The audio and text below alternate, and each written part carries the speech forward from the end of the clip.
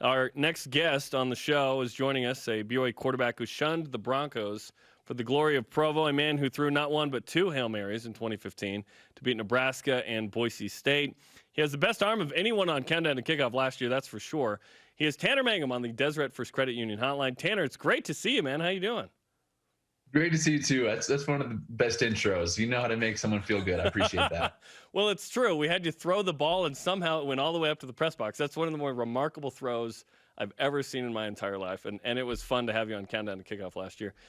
Let's catch up for a second before we break down Boise State. You got a job with Nike with Jumpman, which is pretty cool, man. It's been awesome. It's been a great experience. Really enjoying my time, even though it's been all remote essentially. Still having a great time there. It's been a really cool experience so far. I should have thought of head. I have a Jumpman, hoodie. I should have worn it today. That's my bad. But anyway, we'll get it. No next worries. time. No worries. Okay, let's talk about the Nike. Yeah, it's in the Nike family. It's all good. Yeah, exactly. Let's talk about the Boise State matchup. So obviously this game is massive. You grew up in Boise. You're a Boise State fan. You're a BYU fan, right? What's it like knowing, hey, we finally have a ranked matchup between these two? This is a big game. Well, I think all of BYU Nation has been waiting for this game all year because finally it's their best shot at validating what they've done all year long. But if I'm Boise State, they've been sitting here watching BYU steal their thunder.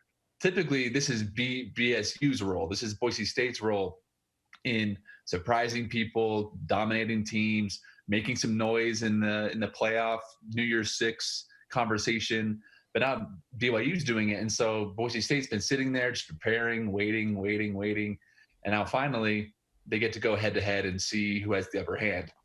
I think this is probably one of the most important BYU games in a long time. Just with everything that's writing on it, with New Year's Six, potential playoff conversation, Zach Wilson, Heisman hype, a lot is riding on this game. And so it's going to be fun to watch. Yeah, when is BYU the higher-ranked team and Boise State's the dog at home and dominating the conversation, as you said? So Boise State does not lack motivation going into this game. Yet we're trying to figure out kind of who Boise State is. We don't know what quarterback's going to roll out there tonight, Bachmeier Sears. We don't know if George Holani, the 1,000-yard rusher from a year ago, is going to be able to play. We don't know if Zane Anderson's going to be good for BYU. So there's a lot of question marks leading up to kickoff tonight. A lot of question marks, but something that Boise State has always done well in the last 20 years is that they can beat you with anyone. A lot of the times they don't have the most well-known or nationally known players, but they have some players. And you can just see, look at their success, look at the guys they send to the NFL, maybe guys who weren't big-time recruits. But I don't care if it's Bachmeier or Sears, they're threats. It doesn't matter who they're putting out there, they're motivated. And Coach Harsin is a great coach. He's going to have his team prepared. Playing on the blue is always tough. BYU is 0-5 on the blue turf, never won there. And Boise State's, one, highly motivated. Two, they're not used to being underdogs at home. I think this is only the third time they've been favored, or they haven't been favored at home. And so, you combine that. You combine they're fresh, they're healthy for the most part. They have obviously some injuries at the quarterback position, but whether it's Bachmeier or Sears, I think they're going to present some challenges. And I think this, just like we saw against Houston, it's going to be closer than any game they've had, just because of the challenge that Boise State presents. I think BYU secondary is what I'm going to be looking for. How can they hang with Boise State's receiving core? How do they manage their passing game? BYU is going to have their hands full, but I think this is the challenge they've been waiting for. They're ready for it. Yeah, it's a validator. It really is. It's a bracket buster of sorts. Boise State needs the game. They're going to run the table and feel like they're in the conversation if Cincy loses, so it's big on that end too. We're talking with Tanner Mangum on BYU Sports Nation. Tanner, give us a sense of this game and what it means in the Valley there for Boise State fans and BYU, because for some reason these two didn't really play. They played no 304, and then they didn't play till 2012, but now it's a staple for both every year. It is. In Boise State, a lot of people don't realize Boise, there are no sports teams other than Boise State. That is the team. That is everyone's team. And which in a way it makes it feel cool. It's kind of like a hometown pride thing. And I mean, fall in Boise is fun. It brings back great memories for me of just going to the games on Saturdays, and there's a lot of pride that goes into Boise State football. And so regardless of who they're playing or how they're doing, every game's big. Every game is everyone's pumped for it. Everyone's excited for it. But I think this one's even bigger because BYU has become a rival. It's become a big rivalry game. There's a lot of close games, some not, but most of them close. And then just like I mentioned, with everything on the table here, with BYU kind of stealing Boise State's thunder, if you will, trying to bust the bracket, which is a thing that usually Boise State tries to do.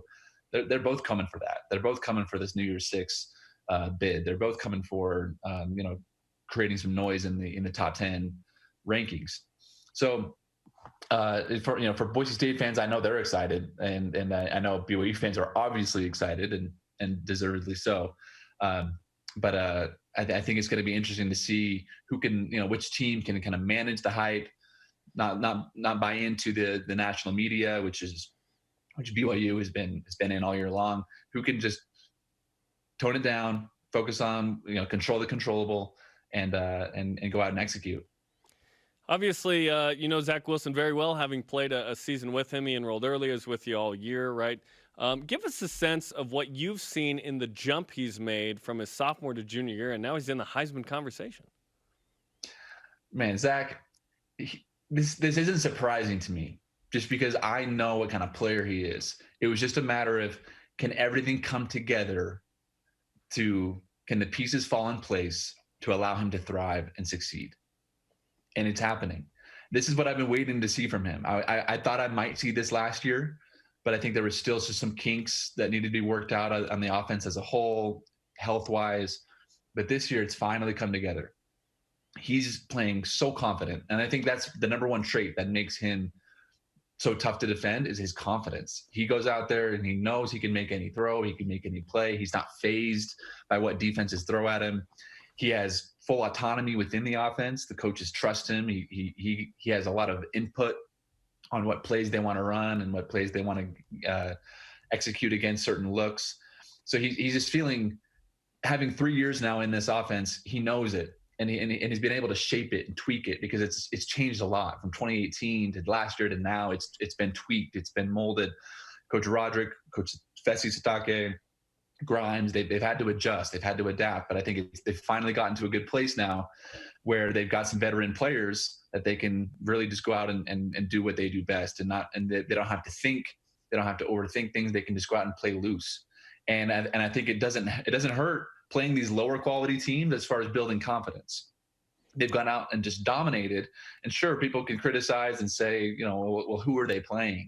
But at the end of the day, that still builds confidence, because you're getting game experience, game reps, and you can see that everyone, especially Zach, is just playing confident on top of his game, and it's fun to see his talents shine week in and week out. Because I saw him even in 2018 as a freshman coming out of high school. He had some talents, and now it's cool to see it being appreciated nationwide.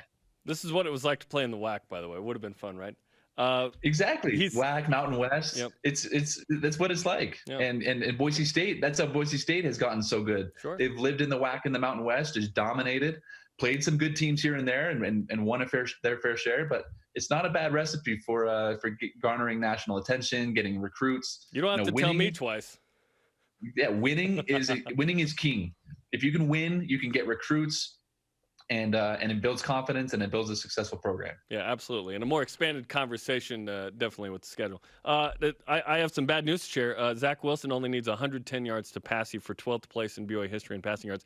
I'm thinking that's happening tonight. Oh, it's definitely. It might happen in the first quarter. I mean, it might happen in the first two drives. Who knows? The way that BYU has been able to start fast. Good for him. I mean, it was only a matter of time. I knew he was coming. Bummed that I'm losing number 12 spot. 12 and 12. That's pretty good. Yeah, but it's all good. I'm only going to go down from here. Yeah. And let's finish with this. We have about a minute left, Tanner. Walk us through 2015, just the magical game, and of course the throw to Mitchell Juergens. I've always noticed, hey, Mitch Matthews is in the end zone on that, but he didn't get the target, and you had a lot of pressure in your face. But the shortest guy on the field makes this incredible catch as you just get rocked as you throw it on fourth down to win against Boise State. The first read was to Taron Houck. I was trying to get to Taron, who honestly, one of the most underrated, underappreciated receivers. I loved playing with Taron. But Boise State did a good job covering him. And then I had pressure, and I had to quickly work across the field. And there's Mitch running on field, single coverage.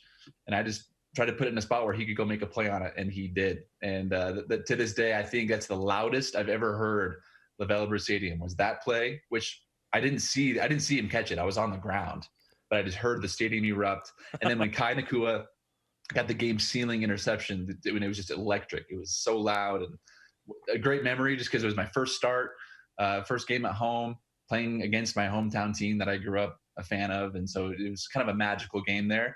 Always think about it when we play Boise State each year. I didn't have as much success after that against Boise, but I think today is BYU's a great shot of now going on the blue and getting their first win in Boise. Perhaps they can summon some of that magic. I'm getting the chills just watching those highlights. That was fun, man. Tanner, it was great to catch up with you. Good to talk to you. Thanks for the insight, and go Cougs tonight.